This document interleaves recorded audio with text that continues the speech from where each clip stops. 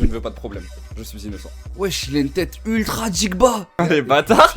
Ça vous rappelle pas l'histoire de Snowfall, ça? T'as l'appelé tronche d'ananas. C'est quoi ça? Alors, ça part du coup sur Manuel Noriega, le dictateur panaméen au service de la CIA. J'ai l'impression que il y a pas mal de chefs d'État d'Amérique du Sud qui étaient au service de la CIA. C'est un peu bizarre. Bizarre. Haute en couleur. Estaremos sentados en la ribera del canal a ver el cadáver de nuestro enemigo pasar. Dictateur, agent double et trafiquant de drogue, cette semaine dans la grande histoire, je vous raconte la capture du dirigeant panaméen Manuel Noriega. Manuel Noriega utilise ses liens à la fois. Wesh, il a une tête ultra jigba. C'est quoi ça? Wesh. C'est ça les réacts aujourd'hui? Ça réagit à la gueule de la tête du mec. Avec les narcotrafiquants, à la fois avec la CIA, pour accroître son propre pouvoir. In the intelligence business, you often have to deal with some rather unpleasant people. Victory over drugs is our cause, a just cause. And with your help, we are going to win. Manuel Noriega. Ok. Surnommé face d'ananas, Manuel Noriega. Allez, bâtard. Allez, bâtard, j'ai voulu le torpiller en disant qu'il a une tête jigba, ça l'appelait tronche d'ananas. Allez, bâtard. Figure d'un autre temps. Un tyran qui a su exploiter l'obsession des États-Unis contre le communisme et l'essor du trafic international de cocaïne pour s'enrichir et s'emparer du pouvoir au Panama. Un personnage trouble, devenu encombrant à la fin de la guerre froide et qui a... Face d'ananas. Mais attends, pour ceux qui ont regardé Snowfall, ça vous rappelle pas l'histoire de Snowfall, ça? Encore une fois avec la CIA? Je crois qu'on n'était pas... On n'était pas au Panama dans Snowfall, on était, je crois, au Venezuela. Mais c'est la même histoire, hein. Du trafic international de cocaïne pour s'enrichir. Attendez. Figure d'un autre temps. Un tyran qui a su exploiter l'obsession des États-Unis contre le communisme et l'essor du trafic international de cocaïne pour s'enrichir et s'emparer du pouvoir au Panama. Avec un Franklin personnage Sainz. trouble, devenu encombrant à la fin de la guerre froide et qui a connu une chute spectaculaire quelques mois à peine après celle du mur de Berlin. Mais avant de vous raconter son histoire, il est essentiel de revenir sur les liens étroits qui unissent les États-Unis et le Panama. Ok, intéressant. Bon sujet. À première vue, rien ne laisse supposer l'obsession des États-Unis pour cette petite bande de terre de 75 000 km². Et pourtant, le Panama qui relie l'Amérique du Sud et l'Amérique du Nord est depuis plus d'un siècle un enjeu vital pour les États-Unis. Il fronce beaucoup les sourcils, le commentateur. Ouais. Le Un peu. Panama est un pays stratégique en Amérique latine. C'est un pays qui fait le lien entre le Pacifique et l'Atlantique. Et donc, de ce point de vue-là, c'est un pays qui suscite beaucoup de convoitises. Cela fait des siècles qu'on savait qu'il y avait ce passage stratégique entre deux océans. Pour passer de Los Angeles à New York par la voie maritime, le chemin le plus court passe par le canal de Panama. En 1903, le Panama obtient son indépendance de la Colombie grâce au soutien américain. En échange, les États-Unis obtiennent les pleins pouvoirs sur la zone du canal de Panama qui sera inaugurée un an plus tard. Les gars, je vais juste ajouter un petit commentaire qui a pas trop de rapport avec le documentaire. Mais c'est une dinguerie comment dans les écoles on n'a pas tous les mêmes chances. Moi j'ai un pote à moi, il était en économie internationale en master. Et ils les ont emmenés en voyage au canal de Panama. C'est une dinguerie en fait. Ils les ont emmenés au Panama en voyage pendant je crois 2 semaines, tout frais payé. Ils ont pu visiter le pays. Ils ont regardé aussi le fameux canal de Panama parce que c'est un lieu stratégique pour le commerce international. Et nous dans notre école avec Pierre, frérot, ils nous ont rien fait, frérot. En fait, j'allais dire ils nous ont envoyés à Barcelone, mais même pas. À la base, c'est ça qui était proposé. Au final, on est resté à la Défense. C'est comment? Ce moment de l'indépendance de Panama, c'est un moment clé de l'ingérence des États-Unis en Amérique latine. Le président Roosevelt, Theodore Roosevelt, dira « j'ai pris Panama », ce qui est assez révélateur de à quel point Panama est redevable des États-Unis. Pendant tout le XXe siècle, les États-Unis vont gérer cette zone stratégique pour le commerce international. Chaque année, plus de 14 000 navires transitent par ce canal, ce qui représente environ 6% du commerce mondial aujourd'hui. Les Panaméens ont bien essayé de récupérer le contrôle de leur canal. En 1968, Omar Torrijos arrive au pouvoir grâce à un coup d'État. Il réussit à négocier avec le président. Mais en fait, avec les États-Unis, c'est tout le temps comme ça. C'est littéralement une mafia. À chaque fois qu'il y a quelqu'un qui a un bien ou quelque chose qui est à proximité de chez eux, enfin même pas forcément, ils viennent le récupérer, ils le perquisent. C'est ça tout le temps. Américain Jimmy Carter, la rétrocession progressive du canal de Panama. Sauf que le successeur de Carter n'est pas vraiment de cet avis. We paid for it, we built it, and we intend to keep it.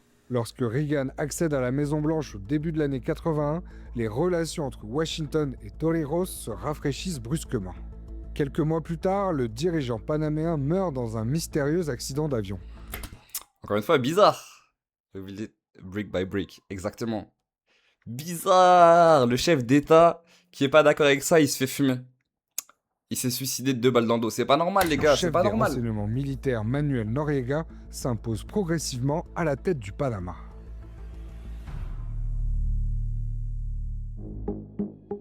Manuel Noriega est un personnage haut en couleur. À la base, c'est un militaire qui a eu un rôle politique de plus en plus important. D'origine modeste, Manuel Noriega est né au Panama en 1934. Il fait ses classes militaires au Pérou dans une académie. Ouais, en soi, ça c'est normal. J'ai l'impression que dans tous les pays où il y a une instabilité politique et que c'est l'armée qui domine un petit peu, le chef de l'État devient automatiquement un mec qui était haut gradé dans l'armée. Ça, qui c'est normal. sert de vivier de recrutement pour la CIA, l'agence de renseignement américaine. Il complète ensuite sa formation aux États-Unis au sein de l'école militaire des Amériques. C'est Durant bizarre. la guerre froide, c'était là où les hauts gradés latino-américains se formaient, mais là où ils se rencontraient, ils nouaient des échanges, ils créaient des relations. Le but de cette école, créer des liens entre les officiers du continent. Les journalistes ont l'habitude de l'appeler l'école anti-guérilla. Durant la guerre froide, une bonne partie de l'Amérique latine a été gouvernée par des dictatures militaires. Pour les États-Unis, il était extrêmement important d'avoir accès à toutes ces figures de l'establishment militaire pour leur donner des éléments de doctrine et faire en sorte que la lutte contre le communisme soit au cœur. Ouais, en gros, bah, le système des Américains, c'est tu places un mec, t'as Reagan qui est là, il chuchote ce qu'il veut faire passer, et c'est ce qui se passe dans le pays. Des formations, C'est tout le temps comme des ça. priorités. Au lendemain de la Seconde Guerre mondiale, 2 grandes puissances émergent, les États-Unis et l'Union soviétique. J'ai dit Reagan, mais c'est pas que lui, L'Amérique Roosevelt, tout le latine monde en vrai. devient alors une zone d'influence américaine où les États-Unis mettent tout en œuvre pour contrer l'expansion communiste. Les États-Unis voulaient éviter à tout prix que l'Union soviétique soit présente en Amérique latine. Il y a une lutte impitoyable contre tout ce qui n'est pas subordonné aux États-Unis et ce qui va aboutir, dans les années 70, à l'instauration de dictatures de sécurité nationale qui vont être d'une brutalité extrême pour toutes les populations du continent. Mais vous trouvez pas que le terme est puissant et il veut dire beaucoup de choses? À l'instauration de dictatures de sécurité nationale. Des dictatures de sécurité nationale. Je sais pas si on se rend compte de la dinguerie du terme. Mais... bah, c'est représentatif de tout ce qui se passe jusqu'à aujourd'hui. Qui vont être d'une brutalité extrême récupère pour Maduro toutes les comme si c'était une populations du chips. cône sud C'est pas normal. latino-américain. C'est dans ce contexte de guerre froide que Noriega va réussir à s'imposer à la tête du Panama. En 1968, il participe au coup d'État qui met Torrijos au pouvoir et devient le chef du renseignement militaire.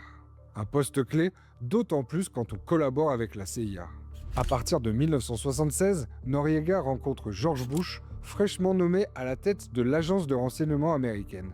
Cette collaboration lui rapporte plusieurs centaines de milliers de dollars. C'était une relation qui était basée sur l'échange de renseignements, c'est-à-dire de donner des informations sur l'état politique du Panama et avoir des informations par rapport à l'état du canal. Il a, grâce à sa maîtrise des services de renseignement, toute une série de capteurs sur ce qui se passe au niveau financier et politique. Après sa nomination à la tête de l'armée panaméenne, Manuel Noriega devient, dès 1983, le véritable maître du Panama. Okay. Derrière un président de façade, il détient les pleins pouvoirs dans une dictature militaire appuyée par les États-Unis, soucieux de freiner les mouvements révolutionnaires en Amérique centrale. My administration is convinced that through cooperation and solid... Mais maintenant, la question que je me pose, c'est que le président de façade qu'ils ont placé, est-ce que selon les, enfin pour les Panaméens, c'était un maire qui était, enfin un président plutôt qui était communiste, ou est-ce que c'était un président qui était anticommuniste justement et dont ils savaient qu'il a été mis en place par les États-Unis? solidarity Our governments can Je sais pas si on va nous le dire. our democratic institutions and free market economic systems from the counterfeit revolutionaries who seek to destroy growth and impose totalitarianism on free people. Les années 80 en particulier sont extrêmement tourmentées, indécises en Amérique centrale, donc la région voisine du Panama, où l'éclatement de la révolution sandiniste en 1979 sonne le début d'une vague révolutionnaire au Guatemala, au Salvador, qui va durer pendant 10 ans. Et en ça, le Panama est un allié des États-Unis. Afin d'éviter un effet domino en Amérique centrale, la CIA lutte en sous-main contre les sandinistes au Nicaragua. Elle peut alors Ah, mais c'est au Nicaragua que se passe la petite guerre dans Snowfall. sur le Panama pour livrer des Que la armes CIA aux contrôle Contras, aussi. les groupes armés contre-révolutionnaires. Ouais, voilà. Cette place stratégique au cœur des intérêts américains permet à Noriega de s'assurer le soutien sans faille de Washington qui va fermer les yeux sur ses activités dans le trafic de drogue. Despite the government's many arrests, the top drug racketeers have not been caught. One of the ringleaders is thought to be a member of the Colombian Congress, Pablo Escobar, one of the richest men in the world. Dès les années 70, alors que le trafic de cocaïne est en plein essor, Noriega s'allie au cartel colombien pour faire du Panama un point de passage stratégique vers les États-Unis. Il s'associe avec Pablo Escobar, qui prend la tête du puissant cartel de Medellín.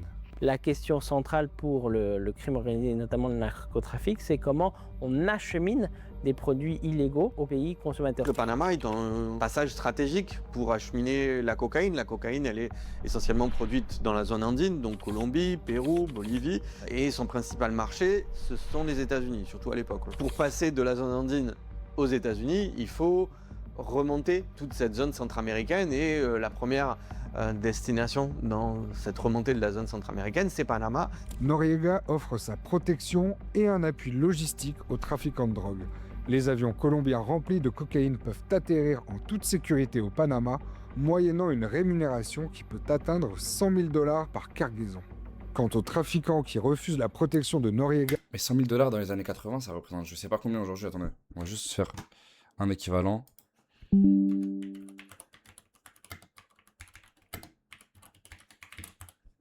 On va juste voir. C'est une question que je me pose. Vas-y. On est dans les années 80.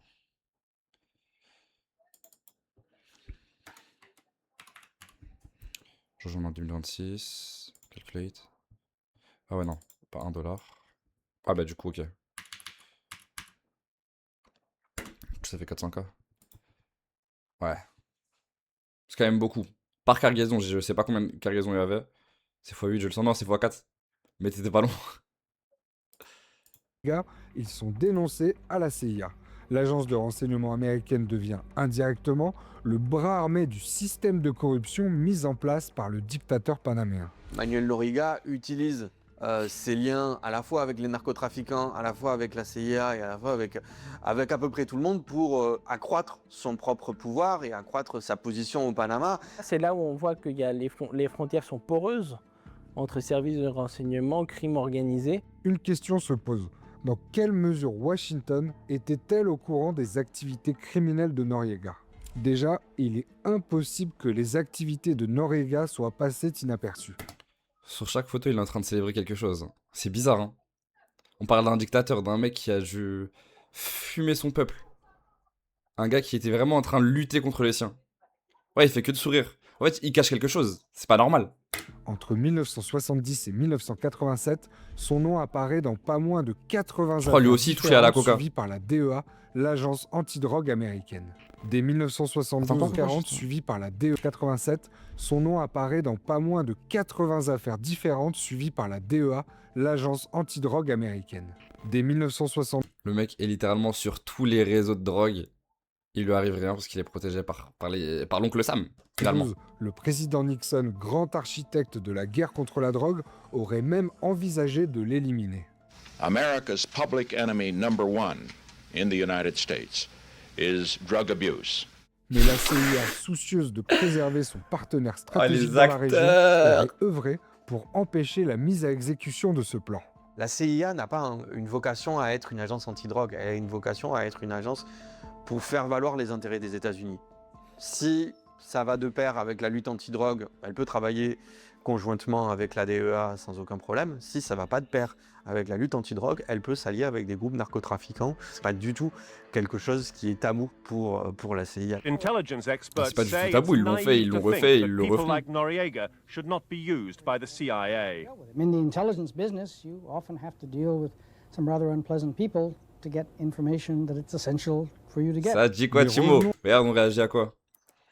Manuel Noriega, le dictateur panaméen au service de la CIA. Si t'as regardé Snowfall, c'est la même chose. À Manuel Noriega. Pendant ses années au pouvoir, le Panama n'est pas seulement une plaque tournante du trafic de drogue, il devient aussi une plateforme de blanchiment d'argent.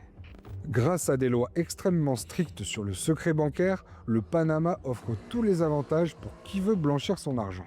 Panama, dans le blanchiment d'argent, c'est un rôle majeur. Un certain nombre de personnes qui veulent soit échapper le fisc, soit ont des activités criminelles qu'ils ne peuvent pas déclarées aux impôts, passent par le Panama. Alors que des avions colombiens atterrissent chargés de cocaïne, d'autres arrivent en provenance de Miami, Non, joli palmarès le Panama, franchement. Plaque tournante de la drogue, paradis fiscal, dictature, tout ça dans la même période. Faut le faire. remplis d'argent sale. Manuel Noriega prend sa part et accumule une fortune qu'il blanchit en achetant de nombreuses propriétés, notamment en France, à Paris et à Marseille. À cette époque, le dictateur panaméen est accueilli de bonne grâce en France. Au début de l'année 1987, il est nommé commandeur de la Légion d'honneur par François Mitterrand. Tout semble réussir au dictateur panaméen, jusqu'à ce que les États-Unis commencent à le lâcher. Général Noriega, est-ce que vous contestez que... Bah ouais, parce que souvent c'est comme ça que les États-Unis, ils prennent ton juice, ils voient comment tu peux les aider, tu les as aidés, bah après c'est le moment où ils te relâchent et ils te mettent dans la sauce. Il y a eu de graves violences dans votre pays. En soi, c'est l'équivalent de Booba avec tous les rappeurs qui produisent et qui signent. Avec Damso, c'est ça. Il a pris le juice de Damso, il l'a poussé au max. Après, il l'a taillé, il l'a descendu devant tout le monde, devant toute la France. Caris, c'est la même chose. Green Montana, il fait la même chose. SDM, c'est pareil. Booba, c'est un peu les États-Unis. Et les autres rappeurs, c'est des communistes. Au moment des élections, surtout contre les candidats de l'opposition. Nous condamnons la violence de quelque côté qu'elle se produise. À la tête d'un régime militaire, Manuel Noriega contrôle la presse et réprime l'opposition politique. En 1985, l'opposant Hugo Spadafora accuse Noriega de collusion avec les cartels de drogue. Hugo Spadafora utilise l'accusation du narcotrafic, qui est une accusation infamante, qui met en danger Manuel Noriega aux États-Unis, dans le moment où les États-Unis sont en train de criminaliser le trafic de drogue. Spadafora est arrêté par l'armée. Le lendemain, son corps est retrouvé torturé et décapité. Alors que cet assassinat terrifie l'opinion, les relations entre Noriega et Washington commencent à se détériorer. D'autant plus que le dictateur panaméen joue sur plusieurs tableaux. Bien qu'il soit allié de la CIA, il est soupçonné d'entretenir des liens étroits avec Fidel Castro et de livrer des armes aux guérillas marxistes dans la région. Les services de renseignement américains se rendent aussi compte qu'il joue un double jeu. Et donc de ce point de vue-là, il ne sert plus les intérêts de Washington. Noriega va vouloir goûter à tous les râteliers. Au fil du temps, il devient un agent double et un agent non fiable. Mais en fait, le mec voulait juste becter. Les États-Unis devaient le mettre bien déjà financièrement. Il faisait monter de la coke. Il prenait des sous dessus. À chaque fois, il prenait 100 000 $. En plus de ça, il livrait des armes au camp ennemi des États-Unis. C'est pas juste un corrompu pour son parti. Genre, c'est vraiment un mec qui vit pour l'oseille. Pour les États-Unis. Au milieu de l'année 87, soit quelques mois seulement après avoir reçu la Légion d'honneur en France, des manifestations contre la corruption éclatent au Panama. Noriega est lâché par les Américains. And General Noriega has earned a nickname among the crowd, the pineapple. It's said that his features resemble the fruit, but his opponents claim that unlike a pineapple, he's ugly on the inside as well as the outside. They accuse him of a truly extraordinary list of crimes. L'année suivante, il est inculpé devant un tribunal de Floride pour trafic de drogue. Quand on vous accuse d'être l'un des grands barons du trafic international de la drogue, pour vous, c'est encore de la désinformation? C'est justement une méthode de jeter le discrédit, et c'est une méthode utilisée par l'impérialisme. Accuser les États-Unis d'impérialisme, c'est quelque chose qui résonne dans l'opinion publique latino-américaine, et aussi mal placé que soit Manuel Noriega pour formuler cette accusation, c'est tout l'ambiguïté et les contradictions du personnage de Manuel Noriega, capable d'utiliser l'impérialisme états-unien pour accéder au pouvoir et se maintenir au pouvoir, mais capable d'utiliser les arguments de la lutte anti-impérialiste pour lutter contre l'influence états-unienne. Et c'est un moment où, en plus... Donc, il a sûrement dû faire énormément de salles dans son pays, mais juste parce que à un moment, il était contre les États-Unis et qu'il les a accusés d'impérialisme. Ce qui était le cas de tout le peuple latino, en vrai, qui accusait le peuple américain, ou le gouvernement du moins, d'impérialiste. Là, ça redevient un ami du peuple. Putain, il se les a mis dans la poche tellement facilement. L'alliance CIA-Noriega est en train de se défaire, de fait. Le Panama s'enfonce dans une crise économique et politique. En 1989, Noriega annule les élections présidentielles, s'auto-désigne président et se déclare en état de guerre avec les États-Unis. Esperaremos sentados en la ribera del canal a ver el cadáver de nuestro enemigo pasar, pero nunca destruiremos el canal. Le tournant des années 90 marque la fin de la guerre froide et de l'ère Reagan. George Bush accède à la Maison-Blanche. Donc oui, c'est bien l'ancien chef de la CIA, donc l'ancien patron de Noriega, qui devient président des États-Unis. Et qu'est-ce qu'il décide de faire? De le capturer. Victory over... Ah là là, comme c'est étonnant. Un président américain qui capture un président latino. C'est jamais arrivé ce truc-là, non? Drugs is our cause, a just cause. And with your help, we are going to win. Putain. Dans la campagne présidentielle de 1988, le candidat démocrate va reprocher à George Bush ses liens avec le baron de la drogue panaméen, ce qui devient une source d'embarras. D'autant que Bush, en arrivant à la Maison-Blanche, fait de la lutte contre la drogue une priorité. This. C'est du This crack. is Ouais, bah crack ouais, c'est le cocaine. début du crack aux It's States. as innocent looking as candy.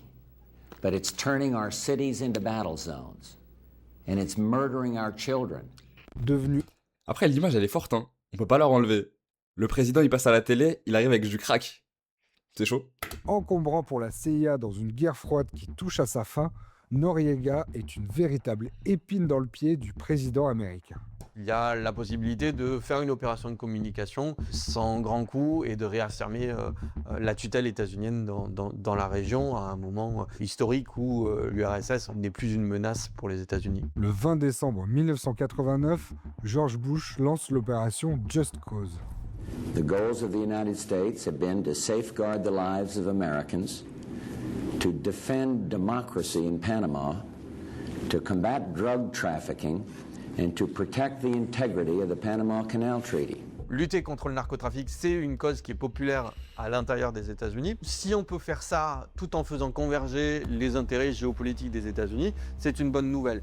27 000 soldats américains sont déployés au Panama dans le cadre d'une opération militaire contraire au droit international et lancée sans l'aval du Congrès américain.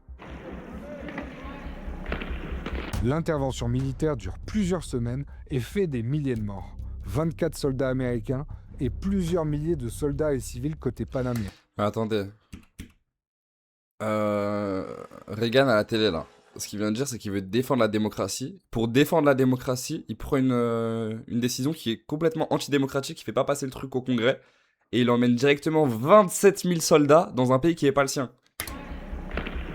L'intervention militaire dure plusieurs paradoxe, il est semaines dingue. et fait des milliers de morts. 24 soldats américains et plusieurs milliers de soldats et civils côté panaméen.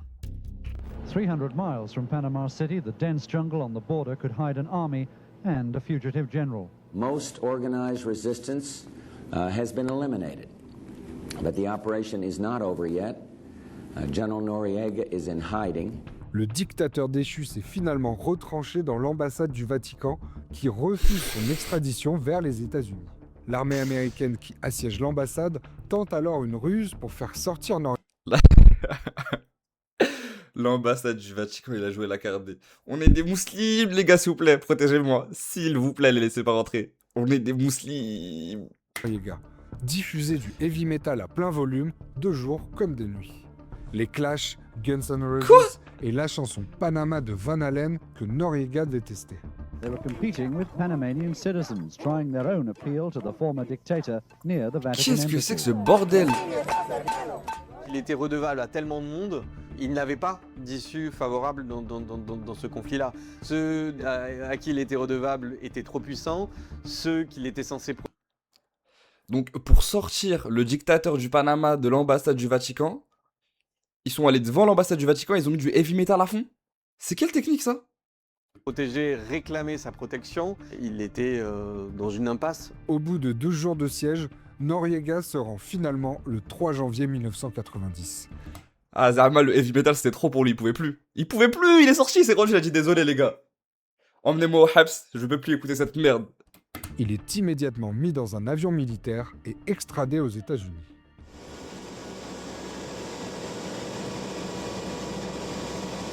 I want to express the special thanks of our nation Ah, to c'est l'esprit those rock and servicemen who roll. were wounded and to the families of those who gave their lives.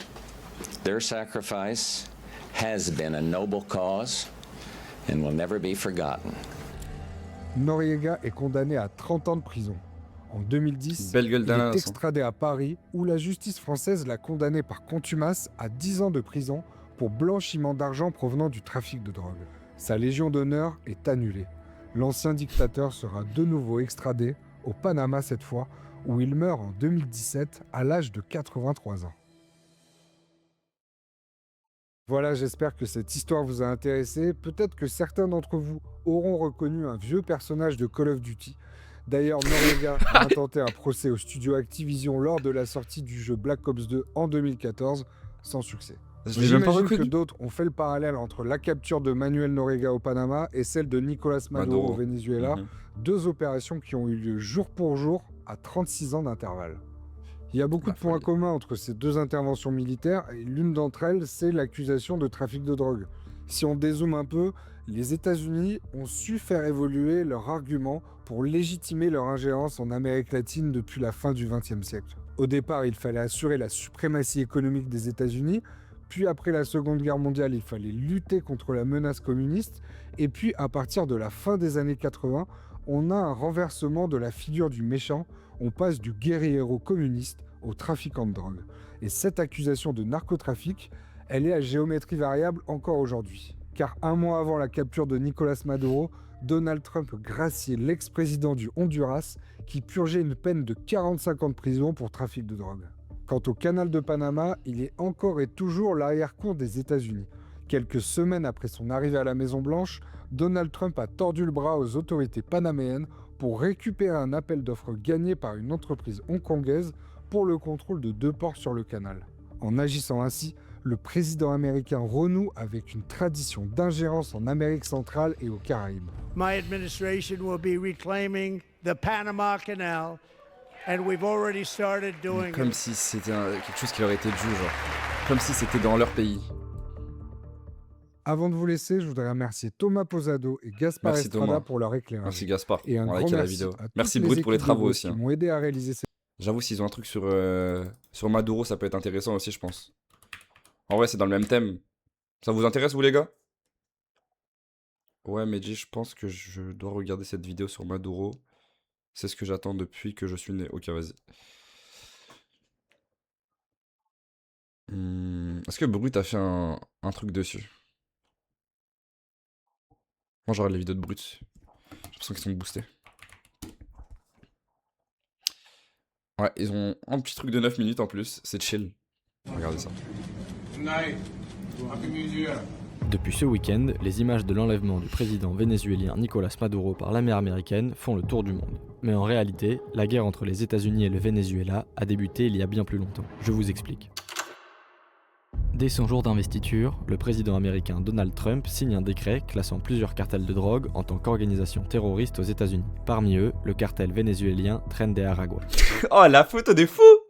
Eh, j'aimerais trop être recherché avec une photo comme ça. Wesh, il a full chaîne en or. Sur chacun de ses doigts, il a une bague en or. Il doit avoir une Rollie avec des diamants là. Serti de diamants. Juan José Romero.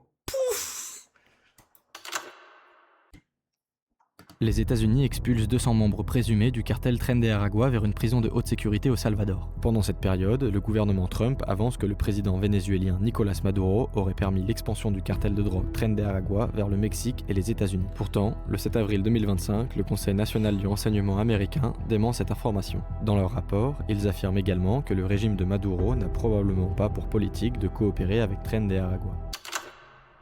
L'administration américaine accentue la pression sur le Venezuela et désigne cette fois le cartel de los Soles comme organisation terroriste. Surtout, pour la première fois, ils annoncent que le chef de ce gang serait Nicolás Maduro. Hoy Marco Rubio, ustedes saben, sacó otro refrito.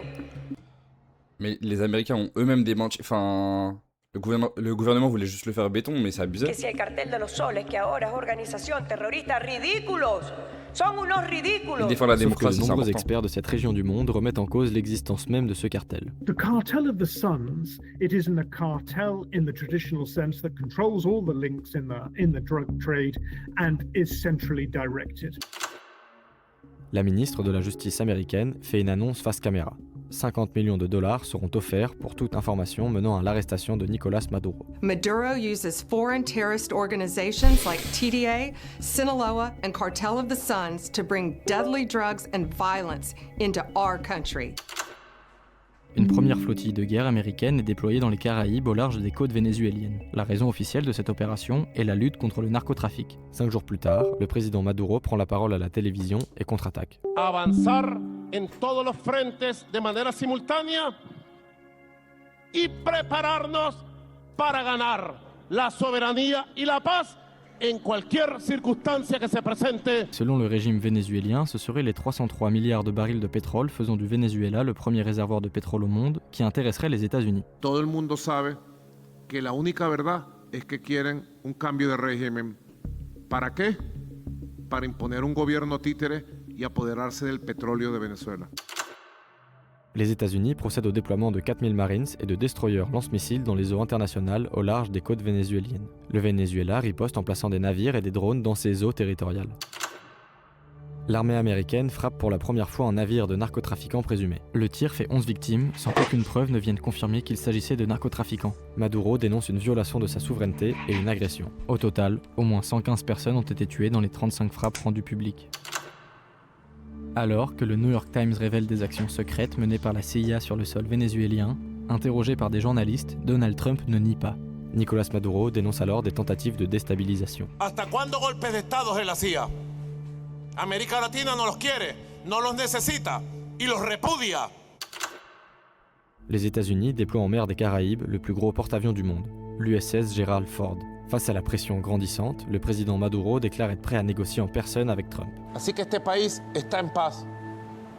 Este país va a continuar en paz. Y en Estados Unidos, el que quiera hablar con Venezuela, se hablará. Face to face. Cara a cara. Les deux présidents échangent directement au téléphone.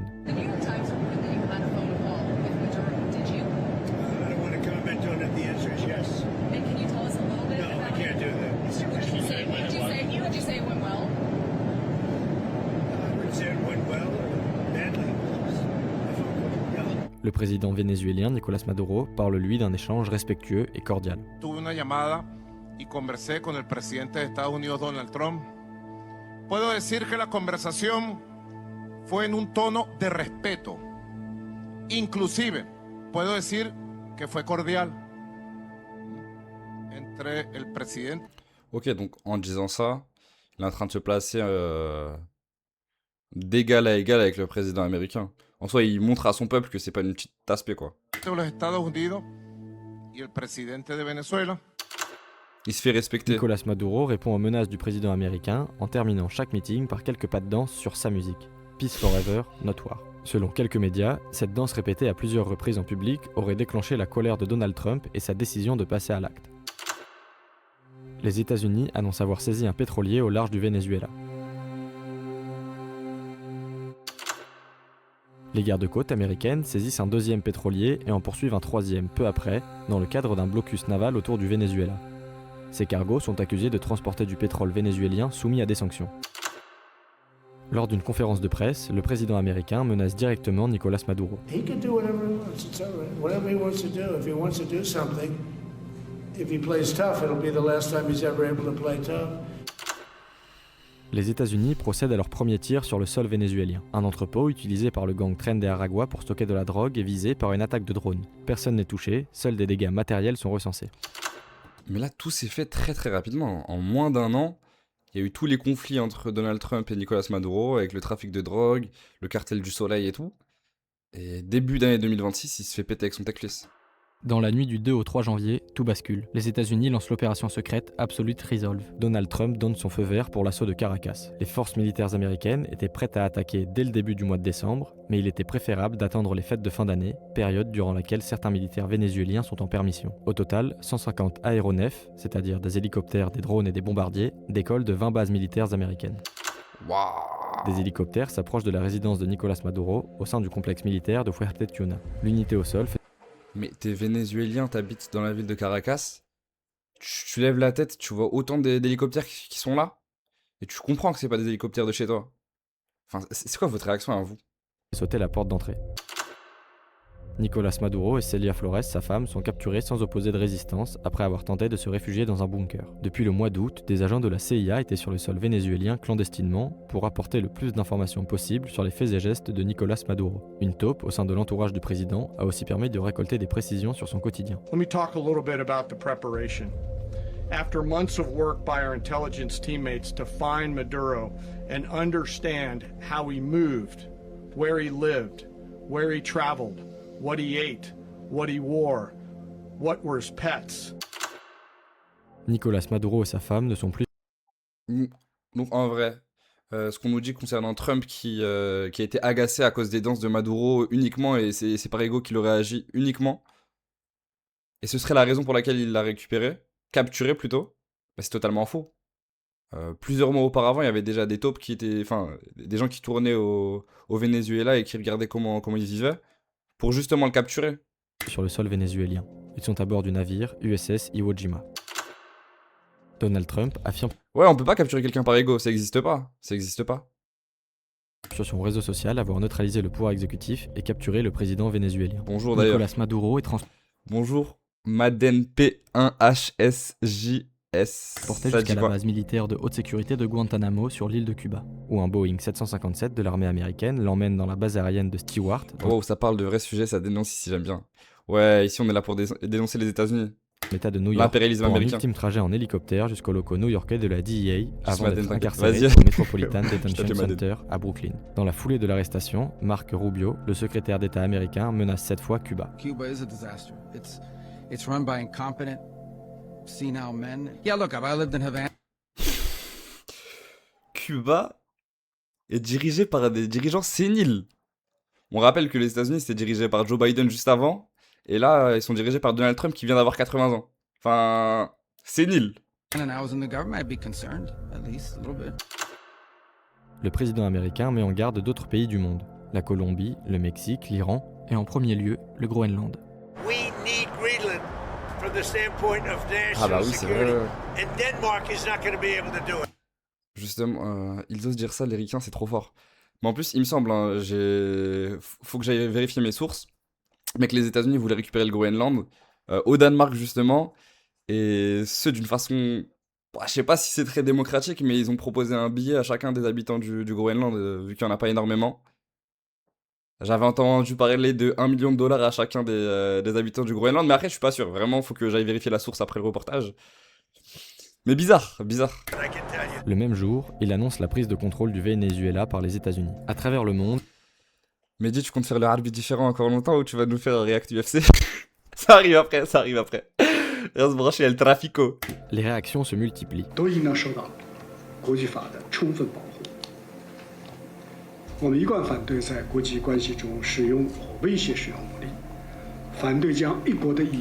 Le président argentin, Javier Milei, s'empresse de tweeter et se réjouit de la capture du président vénézuélien.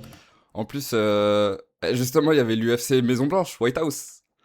On y réagit juste après. On arrive dans l'antre du gouvernement américain. Le Venezuela est en fête. Le Venezuela est libre. La gauche pleure. La liberté progresse. Vive la liberté, bordel. Et au Venezuela, les réactions oscillent entre espoir, peur et incertitude pour le futur. Nicolás Maduro, menotté, est escorté par des membres des forces de l'ordre jusqu'au bureau du procureur du district sud de New York. Il comparaît pour 4 chefs d'accusation. Complot de narcoterrorisme, complot d'importation de cocaïne, possession de mitrailleuses et de dispositifs destructeurs, et complot en vue de posséder des mitrailleuses et des dispositifs destructeurs. Cilia Flores, sa femme, est accusée, elle, d'avoir ordonné des enlèvements et des meurtres, ainsi que d'avoir permis l'organisation. Mais est-ce qu'on peut accuser un président d'un pays qui est vraiment menacé par tout le monde d'avoir une mitrailleuse chez soi? Surtout qu'on n'est pas aux États-Unis là. D'une réunion entre des trafiquants de drogue et le directeur de l'Office national de la drogue du Venezuela en 2007.